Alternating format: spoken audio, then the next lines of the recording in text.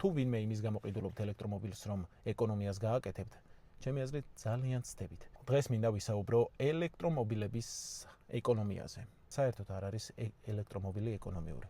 იმ შემთხვევაში, თუ თქვენ ელექტრომობილს არ დატენით საკუთარ ელექტროენერგიაზე, ანუ თქვენს სახლში ან გარაჟში. გარეთ სწრაფი დამტენის სადგურები სადაც არის, ფიქრობ, რომ ძალიან ძვირი არის.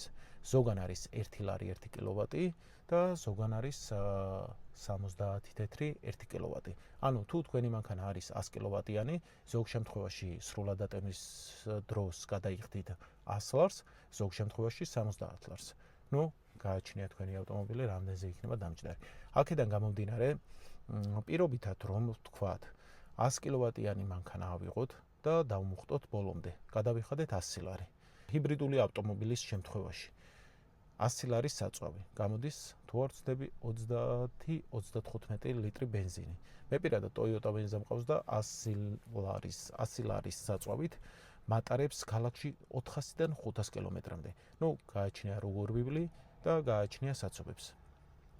ზოგ შემთხვევაში ზაფხულში მაგალითად 600 კილომეტრიც გამივლია. ეს გულისხმობ, რა თქმა უნდა, როცა გარე დამტენებზე დატენით დამუხტავთ მანქანებს. და არა სახლის პირობებში. სახლის პირობებში თუ დამუხტავთ, კი ბატონო, არის ნამდვილად ეკონომია, მაგრამ თუ ხშირად მუხტავთ მანქანას გარე სადგურებზე, ამ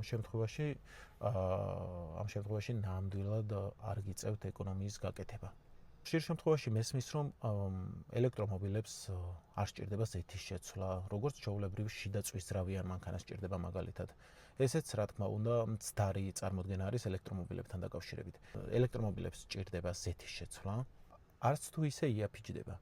გააჩნია რა ბრენდია და სათცვლით ზეთს. მაგალითად, ჩემ მეგობარს ყავს ელექტრომობილი, არ დავასახელებ, რომელი ბრენდი არის, სერვის ცენტრში ცვლის ზეთს და 1 ლიტრ ზეთში უწევს, თუ არ ვცდები 200 ლარამდე გადახდა.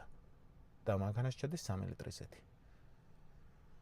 აბა დაფიქრდით, ახლა შიდა წვისძრავიან მანქანასთან შედარებით ხარჯი მეტია თუ ნაკლები. მე ვფიქრობ, რომ მეტია. 600 ლარი შიდა წვისძრავიან მანქანაზე მე არ მიჯდება ზეთის შეცვლა. სამოხრუჭე ხუნდებს რაც შეეხება, ჰიბრიდულ ავტომობილზე თითქმის იგივენაირად იხარჯება ხუნდები, როგორც ელექტრომობილზე. მოგწონს ჩემი ვიდეოები, თხოვნა მექნება, რომ აუცილებლად გამოიწეროთ ჩემი არხი. თქვენი თითოეული ლაიქი, გამოწერა ჩემთვის ძალიან დიდი მნიშვნელობა აქვს და ძალიან დიდ პოზიტივს მაძლევს.